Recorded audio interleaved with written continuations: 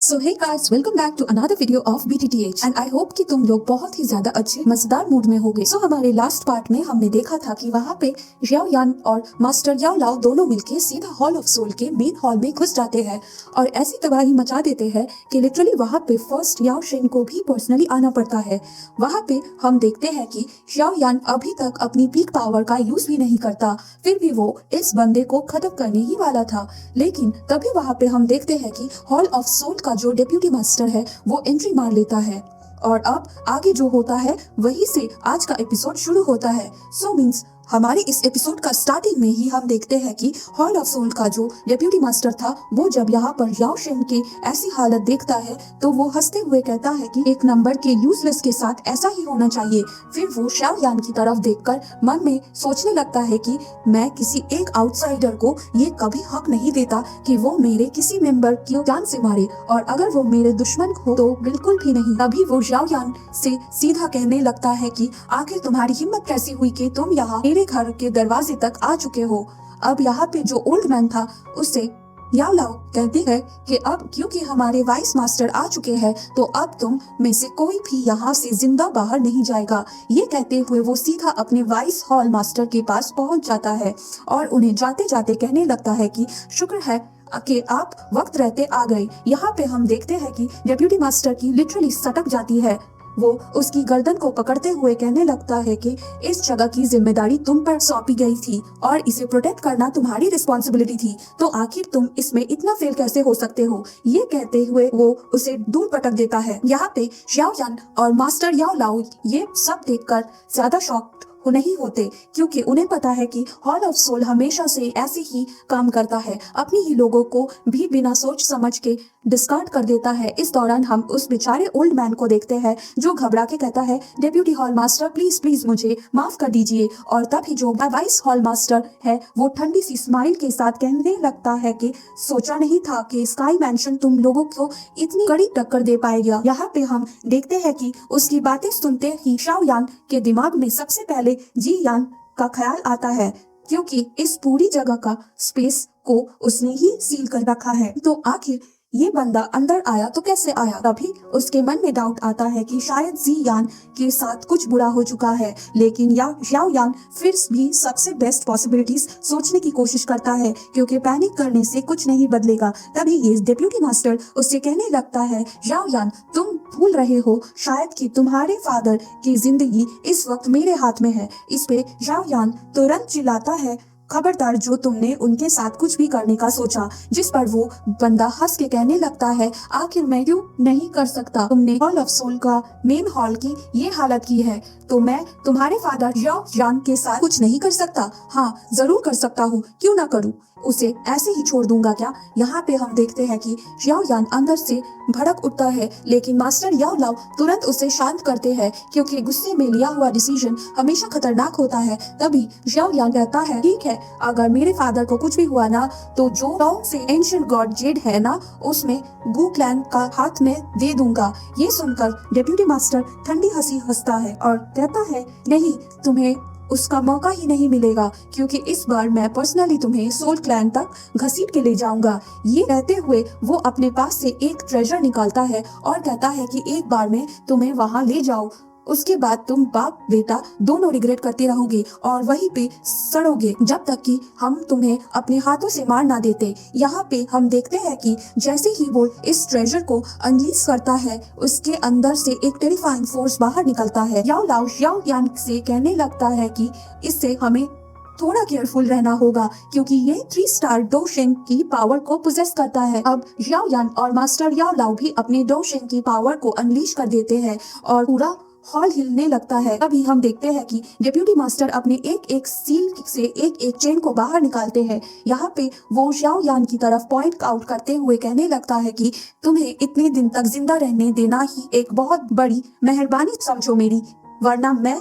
तुम्हें कब का खत्म कर चुका होता। इसी के साथ वो सीधा xiao yan के ऊपर हमला कर देता है, लेकिन xiao yan अपनी स्पीड से अटैक को डॉज कर जाता है। डिप्यूटी मास्टर फिर भी उसके पीछे चिपक जाता है और कहता है, पर अफसोस की बात यह है कि तुम मेरी इस मेहरबानी को बिल्कुल भी चेरिश नहीं कर पाए, बल्कि मुंह उठा के यहाँ मारने के लिए आ गए हो। यहाँ पे वो बार बार xiao yan पर अटैक्स करता है। चेन्स हवा को चीरते हुए निकलती है। xiao yan बार बार उन्हें डॉज करता रहता है, जिसके बाद फाइनली वो निकलता है अपना शान रूलर 3000 लाइटनिंग मूवमेंट और उसे एक्टिवेट करते हुए सीधा उसकी तरफ चार्ज कर जाता है। ये देखकर डिप्यूटी मास्टर भी तुरंत xiao yan के ऊपर और ज्यादा वायलेंट अटैक्स लॉन्च कर देता है। जैसे ही xiao yan शान रूलर से टैकल करता है, दूसरी साइड मास्टर याओ लाओ भी उसकी हेल्प के लिए आगे बढ़ता है, लेकिन यहाँ पे ये बंदा उन्हें एक ही स्ट्राइक से काफी दूर पटक देता है और कहता है, खबरदार जो हमारे बीच तुमने इंटरफेयर किया। यहाँ पे xiao yan अपने हेवनली फ्लेम्स का यूज करते हुए डिप्यूटी मास्टर के इन सारे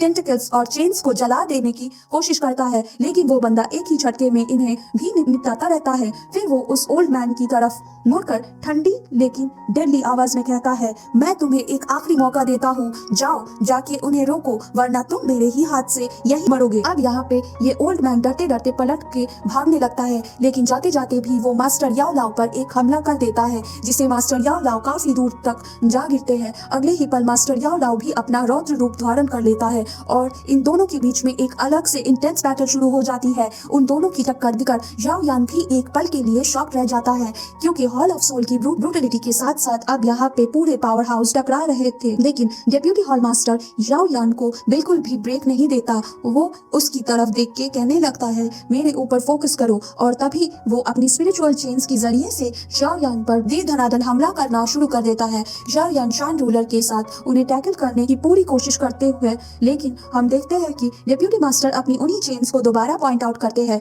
और वो चारों डायरेक्शन से xiao yan को घेरना शुरू कर देते हैं। हर एक फिंगर के इशारे के साथ और भी ज्यादा चेन्स ऊपर से नीचे गिरने लगती है और धीरे धीरे वो xiao yan को जकड़ना शुरू कर देती है। यहाँ पे xiao yan 3000 लाइटनिंग मूवमेंट के यूज करके उनसे बचने की पूरी कोशिश करते हैं, लेकिन ये चेन्स उसका पीछा छोड़ने का नाम ही नहीं लेता। इस चेस के दौरान हम देखते हैं कि xiao yan के पीछे अभी भी ये चेन्स उछल उछल के उसका पीछा कर रहे थे, लेकिन फाइनली वो एक चांस पकड़ के सीधा डिप्यूटी मास्टर के करीब तक पहुंच ही जाता है। जैसे ही वो शान रूलर से उसके ऊपर अटैक करने वाला होता है, डिप्यूटी मास्टर फिर से अपनी चेन से पीट उस पर हमला करता है। इस बार का स्ट्राइक इतना ट्रिकी होता है कि वो xiao yan को अपनी ही चेन के अंदर ट्रैप कर लेता है। अब xiao yan पूरी तरह से इन चेन से बने एक वॉल के अंदर बंद हो चुका था। वो इस मेटालिक सा ऑप्रेसिव केज के बीच खड़ा होता है और बाहर से सिर्फ डिप्यूटी हॉल मास्टर को एरोगेंट स्माइलिंग चेहरा दिखाई देता है। यहाँ पे xiao yan तुरंत अपने बॉडी को चारों तरफ हेवनली फ्लेम्स को सर्कुलेट करता है। वो शान रूलर को बहुत ही टाइटली होल्ड करके हवा में जंप करता है और एक चेन के ऊपर पूरी स्ट्रेंथ से अटैक करता है, लेकिन हम देखते हैं कि इस फर्स्ट स्ट्राइक का लिटरली कोई असर ही नहीं होता।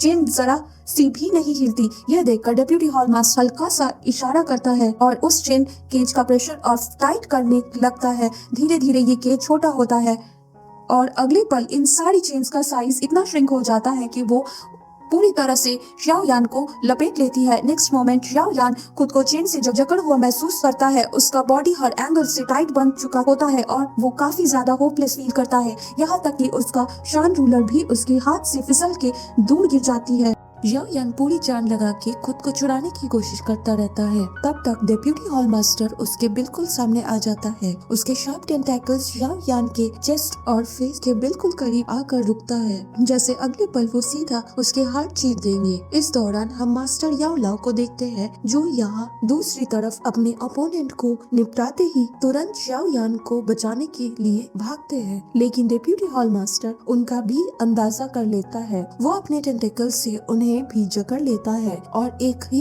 पुल में याओ लाओ को अपने पास खींच लेता है। अब दोनों xiao yan और याओ लाओ उसके कंट्रोल में आ चुके हैं। तब डिप्यूटी मास्टर एक खतरनाक स्माइल का साथ कहते हैं, देखा मैंने कहा था ना, आज यहाँ तुम में से कोई भी जिंदा नहीं बचने वाला। वो अपने सारे टेंटेकल्स को xiao yan के बिल्कुल मुंह के पास ले जाता है और जैसे ही वो फाइनल अटैक करने वाला होता है, तभी होता है वहाँ पे सबसे बड़ा ट्विस्ट। अचानक से स्पेस क्रैक होने लगता है। हवा में एक भयानक अचानक सी गुनगुनाहट फैल जाती है और अगले ही पल हम देखते हैं कि एक बड़ा सा ड्रैगन फ्रॉम वहाँ अपीयर होता है। ये थी जी यान की स्काई एंशिएंट ड्रैगन फॉर्म। वो आते ही सारे चेन्स को तोड़ फोड़ के रख देता है और एक ही स्वेप में याओ यान को अपने मुंह में लेकर सेव कर लेता है। दूसरी तरफ साइड से हम देखते हैं कि जी यान अपने ह्यूमन फॉर्म में निकलकर सीधा डेप्यूटी हॉल मास्टर के बिल्कुल सामने अपीयर होता है। निकलते ही वो अपना मुक्का उसके पेट पे जमा कर रख देता है, क्योंकि जी यान एक 5 स्टार डो शेंग की पावर पोजेस करती है। उसका एक ही पंच इतना ब्रूटल होता है कि डेप्यूटी मास्टर पतंग की तरह उड़ के बहुत दूर जा गिरता है। इम्पैक्ट इतना हेवी होता है कि पूरा हॉल हिला देता है। ये सब देख करके मास्टर याओ लाओ भी शॉक में पड़ जाते हैं, क्योंकि जी यान की एंट्री बिल्कुल परफेक्ट टाइमिंग पर होती है। जी यान हल्का सा स्माइल करती है। उसके पीछे उसका एंशिएंट ड्रैगन फॉर्म अभी भी हवा में घूम रहा होता है, जो उसकी रियल किलिंग इंटेंट को शो कर रहा है। अब यहाँ पे वाइस हॉल मास्टर को एकदम से समझ आ जाता है कि सीन कितने बिगड़ चुका है। उससे रियलाइज हो जाता है कि एंशिएंट बॉय ड्रैगन ट्राइब की रॉयल ब्लड लाइन खुद यहाँ आ चुकी है। अब हॉल ऑफ सोल के लिए ये एक नॉर्मल बैटल नहीं रहा, ये डायरेक्ट कॉन्फ्रंटेशन बन चुका है टॉप टियर क्लैंस के बीच। यहाँ पे हम देखते हैं कि याओ यान और मास्टर याओ लाओ के बिल्कुल आगे जी यान खड़ी होती है। वो डिप्यूटी मास्टर की तरफ देखे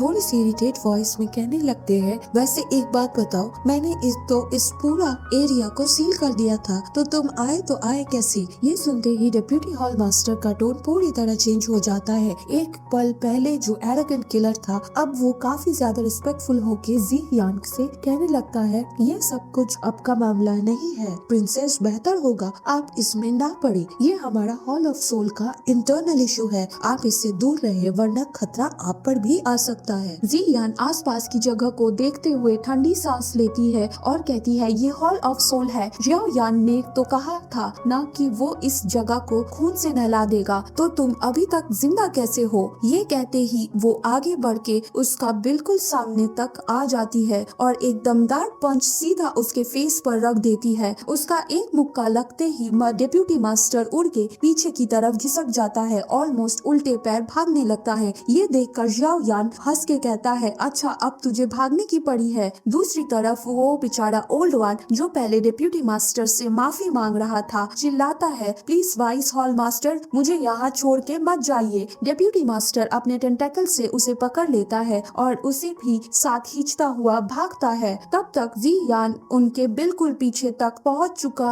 होता है। वो चिल्लाता है, तुम भाग कहाँ रहे हो? जैसे ही जी यान उस पर दोबारा पंच मारने वाली होती है, डेप्यूटी मास्टर उस ओल्ड मैन को अपनी जगह आगे शील्ड की तरह रख देता है। जी यान का मुक्का उसी बेचारे पर पड़ता है और वो वहीं पे नॉकआउट हो जाता है। डेप्यूटी हॉल मास्टर इस चांस का फुल यूज करके पूरी तरह से यहाँ से वैनिश हो जाता है। लिटरली 9-2-11 हो जाता है। जी यान थोड़ी सी इरिटेट होते हुए कहती है, यार इतनी जल्दी भागा क्यों? अभी तो मुझे मजा आना स्टार्ट हुआ था। ये सब देखकर याओ यान हल्की सी स्माइल के साथ जी यान को रोकता है और कहता है, जी यान अगर वो भाग गया है तो उसे भागने दो, फिलहाल के लिए हमें पता है कि हमने उन पर सीधा अटैक किया है, तो हॉल ऑफ सोल इतनी आसानी से चुप नहीं बैठेगी। वो हमारे अलायंस और बाकी लोगों पे जरूर स्नीक अटैक करने आएगा। बेहतर होगा हम जल्दी से वापस लौट कर तैयार हो जाए। जी यान थोड़ी सी नखरे वाली टोन में कहती है, यार अगर वो भागता नहीं ना तो मैं उसे इतना अच्छा लेसन सिखाती कि वो जिंदगी भर याद रखता। यहाँ पे हॉल ऑफ सोल के जो 2 बंदे कैप्चर हो चुके होते हैं, याओ यान उन्हें जिंदा ही रखने का फैसला करता है। वो कहता है कि इनके जरिए से हम बहुत सारे इंटेल कलेक्ट कर सकते हैं, इसीलिए इन्हें फिलहाल मारना नहीं है। अब सीन शिफ्ट होता है थोड़ा सा अंधेरों से भरे सोल पुल की तरफ, जहाँ से हमें चीखने चिल्लाने की आवाज सुनाई देती है। सोल पुल के अंदर से लोग तड़पते हुए रहम की भीख मांग रहे होते हैं, प्लीज प्लीज हमें बचा लो। जैसे ही याओ यान, जी यान और याओ लाओ उस पुल के करीब आ जाते हैं, याओ यान ये देखकर लिटरली कांप उठता है। उसका खून खौल उठता है क्योंकि उसे पता चलता है कि उसके अलायंस के काफी सारे इनोसेंट लोगों के सोल्स को यहाँ पे नरिशमेंट के लिए यूज किया जा रहा था। इन बेचारे लोगों को सोल्स पर इतना ज्यादा टॉर्चर हो चुका होता है कि उनका हर पल पूरे दर्द से भर चुका था। यहाँ पे याओ यान अपनी क्लैन टैटू मार्क एक्टिवेट करता है। उस पावर का यूज करते हुए वो उनके सोल्स को ग्रेजुअली वहाँ से फ्री करना शुरू कर देते हैं। जाने से पहले वो सब लोग याओ यान का दिल से शुक्रिया अदा करते हैं क्योंकि उन्हें आखिरकार उस नरक से जैसी जगह से मुक्ति मिल चुकी होती है। याओ लाओ भी उन्हें जाते हुए देखता है और हल्का सा सिर हिलाकर कहता है कि अब हमें यहाँ से निकलना चाहिए। तीनों लोग यहाँ से जाने को होते हैं कि तभी याओ यान को एक अजीब सा फीलिंग होता है। वो रुककर याओ लाओ से कहता है, टीचर इस पुल के अंदर और भी कुछ है। ये कहकर वो बिना वक्त गवाए सीधे पुल के अंदर जंप करता है। याओ लाओ और जी यान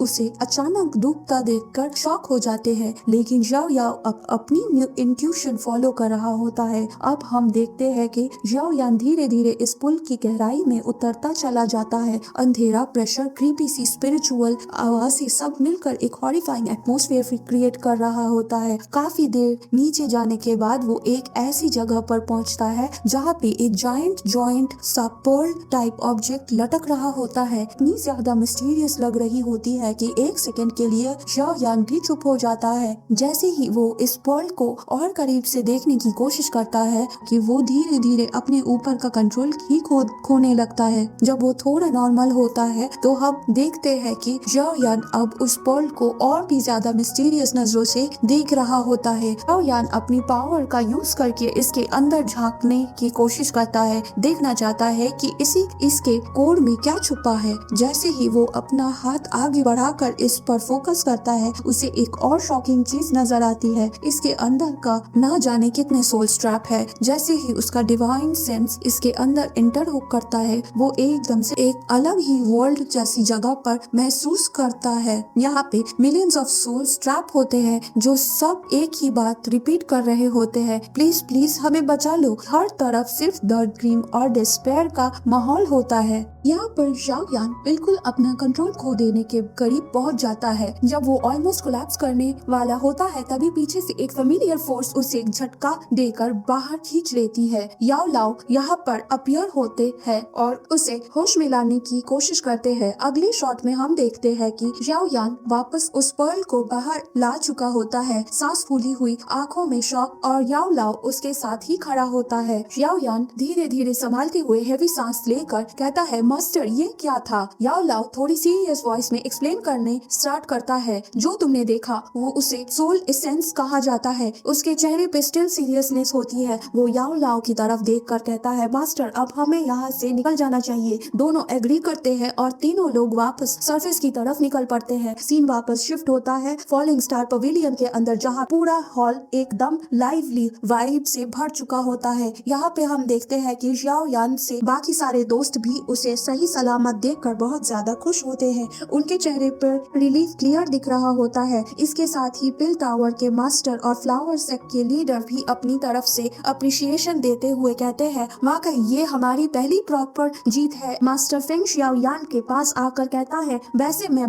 बताना चाहता हूँ कि जो प्यूरिफाइंग डिमोनिक लोटस फ्लेम है वो 2 महीने के अंदर वापस से रिपेयर होने वाला है। साथ ही वो ये भी एक्सप्लेन करते हैं कि हॉल ऑफ सोल चाहे अभी इस अटैक के बाद थोड़ा वीक हो गया हो, लेकिन वो लोग अपनी पूरी जान लगा देंगे इस फ्लेम को वापस हासिल करने में। इसीलिए मास्टर फेंग कहते हैं, मुझे लगता है हमें भी अपनी प्लानिंग अभी से स्टार्ट कर देनी चाहिए। हॉल ऑफ सोल को तो ऑलरेडी अपनी नेक्स्ट मूव की तैयारी में होगा, क्या पता वो अभी से अपना चाल चल चुका हो। हम ये गोल्डन चांस अपने हाथ से जाने नहीं दे सकते। अब नेक्स्ट मॉर्निंग का सीन दिखाया जाता है। याओ यान ऑलरेडी काम में लग चुका होता है। हम देखते हैं कि वो सोल रीजन वाली जगह की तरफ निकल पड़ता है, वही एरिया जहाँ पर वो पहले भी ट्रेनिंग और रिफाइनमेंट के लिए आया कर चुका है। वो उसी केव के अंदर पहुँचता है जहाँ की एनर्जी बहुत डेंस होती है और साइलेंस भी हैवी, एकदम परफेक्ट जगह डीप कल्टीवेशन के लिए। केव में एंटर होते ही वो सोल एसेंस को बाहर निकलता है जो अब उसके कंट्रोल में है, लेकिन अब भी बहुत ज्यादा टेरिफाइंग पोटेंशियल रखता है। हम देखते हैं कि स्टोरी नेक्स्ट 2 महीने फास्ट फॉरवर्ड हो जाती है। टाइम स्किप करके थ्रू हमें दिखाया जाता है कि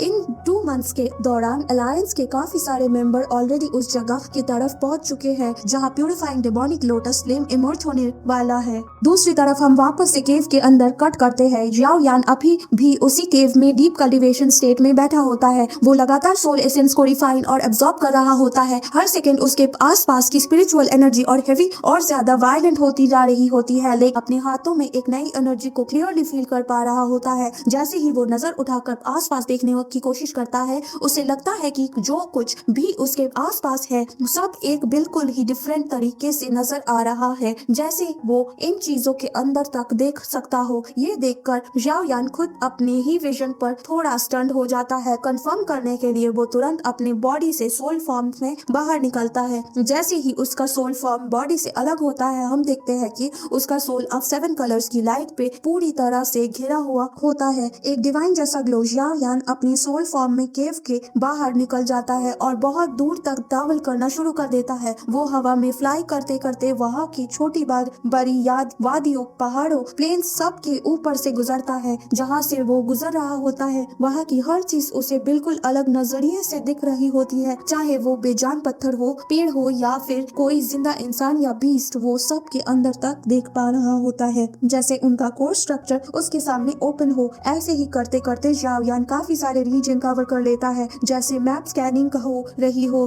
फाइनली वो एक जगह रुक जाता है। वहाँ वो अपनी सोल सेंस से सारी कलेक्टेड इंफॉर्मेशन को मेमोरी में लॉक करना स्टार्ट कर रहा है। वो अपनी आंखें बंद करके फोकस करता है, सब विजुअल्स को एक जगह कनेक्ट करता है। इस प्रोसेस के बाद बेसिकली याओ यान को एक एग्जैक्ट लोकेशन मिल जाती है जहाँ purifying demonic lotus flame emerge होने वाला है। अब हम देखते हैं कि याओ यान अपने इस नए पावर के थ्रू उस जगह का एक्यूरेटली ट्रैक कर चुका है और अगले मोमेंट में वो खुद को बिल्कुल उसी जगह के करीब पाता है। लेकिन जैसे ही वो ये रियलाइजेशन एंजॉय करने लगता है, तभी उसके पीछे से एक क्लॉ टाइप अटैक बहुत टेरिफाइंग प्रेशर के साथ उसकी तरफ बढ़ने लगता है। साथ ही एक खतरनाक आवाज गूंजती है। याओ यान देखने से लग रहा है कि तुमने हॉल ऑफ सोल्स के सोल एसेंस को पूरा का पूरा डिवोर कर लिया है और उसी के जरिए तुम यहाँ तक पहुँच पाए हो। तुम्हें क्या लगता है हम तुम्हें इतनी आसानी से उस चीज को हासिल करने देंगे? कभी नहीं। ये कहकर वो एंटिटी अपना अटैक याओ यान की तरफ और तेज कर देता है। याओ यान एक पल के लिए पूरी तरह शॉक रह जाता है। वो अंदर से चिल्लाता है, नहीं, ये नहीं हो सकता। स्पेस अचानक से डिस्टॉर्ट होने लगता है। वहाँ पे सर्कुलर रिपल्स बन जाते हैं और एक जोर से धमाके के साथ वो स्पेस क्रैक हो जाता है। अगले ही मोमेंट याओ यान खुद को एक बिल्कुल अलग डायमेंशन टाइप जगह पर घुटनों के बल गिरा हुआ पाता है। तभी एक और वॉइस सुनाई देती है, इस बार काम लेकिन बहुत पावरफुल टोन में जान जाता है, तुम्हें नहीं लगता कि तुम्हारे ओट के हिसाब से तुम्हें एक जूनियर पर ऐसे अटैक नहीं करना चाहिए? इस पे हॉल ऑफ सोल का मास्टर थोड़ी सी इरिटेट टोन में कहता है, मुझे नहीं लगता था कि तुम इस लड़के के पीछे यहाँ तक आ जाओगी। तुम्हें इस मैटर में नहीं पड़ना चाहिए था। जो फीमेल वॉइस है वो रिलैक्स्ड लेकिन फर्म टोन में कहती है, मैं चाहती तो खुद भी डायरेक्टली यहाँ आ सकती थी, लेकिन मुझे तुम्हारे हाथ में फंसना बिल्कुल पसंद नहीं। इसके लिए मैं बस इतना ही इंटरफेयर कर रही हूँ जितना जरूरी है। फिर वो सीधे याओ यान से बात करते हुए कहती है, जूनियर, बेहतर होगा तुम चुपचाप यहाँ से निकल जाओ। अगले ही पल याओ यान सडनली खुद को वापस उसी केव के अंदर आ पाता है जहाँ उसका सोल फिर से बॉडी के साथ मर्ज हो चुका होता है। वो बहुत हैवी सांस लेते हुए सिर्फ इतना सोच पाता है, आखिर वो पावरफुल एक्सपर्ट कौन सीन यहाँ से शिफ्ट होता है एक अलग लोकेशन पर जहाँ हम एक लड़की को देखते हैं जो आसमान की तरफ देख रही होती है। बताया जाता है कि ये पिल टावर की एक एंसेस्टर है जो one of the rare 9 tier alchemist में से एक है। वो आसमान की तरफ देखकर ट्विंकलिंग स्काई को ऑब्जर्व करती है जहाँ पे ट्विन मून्स ऑलरेडी अपीयर हो चुके होते हैं। उसी वक्त दूसरी तरफ याओ यान भी ये नजारा देख कर कहता है, 2 चांद 9 सितारों के साथ अपीयर हो चुके हैं, यानी वो वक्त आ चुका है जब purifying demonic lotus flame emerge होने वाला है। सो मीन्स हमारे आज के ये पार्ट यहीं पे एंड होता है। So that's all for today guys. I hope कि तुम सबको आज का वीडियो बहुत ज्यादा पसंद आई होगी। अगर हाँ तो लाइक करना, कमेंट में अपना फेवरेट मोमेंट जरूर बताना और चैनल पे नए हो तो सब्सक्राइब करना बिल्कुल मत भूलना। मिलते हैं नेक्स्ट वीडियो में।